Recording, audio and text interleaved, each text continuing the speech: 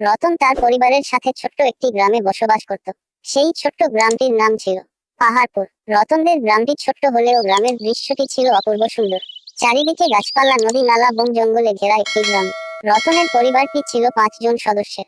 রতন, রতনের মা, রতনের বাবা, রতনের দাদা ও দাদি। রতনদের গ্রামে সবাই একসাথে মিলেমিশে চলাফেরা করত। এত কিছুর পরেও রতনের মন খুব খারাপ থাকত।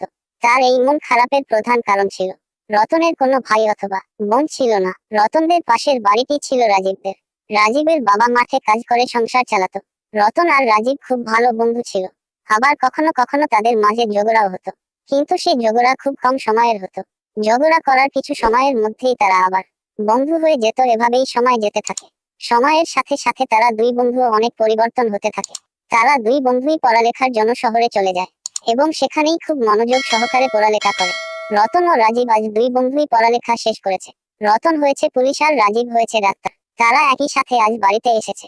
তাদেরকে দেখে তাদের পরিবার অনেক আনন্দিত হয়। এদিকে তাদের পরিবার আস্তে আস্তে বৃদ্ধ হতে থাকে। তাই তাদের পরিবার সিদ্ধান্ত নেয় যে এবার তাদের বিয়ে দিয়ে দিবে। অনেক খোঁজাখুঁজির পরে রতনদের পরিবার যমজ মেয়ের একটি পরিবার পায়, আর তাদের সাথে রতন ও রাজীবের বিয়ে দিয়ে দেয়। আর বিয়ের পরে তাদের বাকি জীবনটা সুন্দরভাবেই কেটে যায়।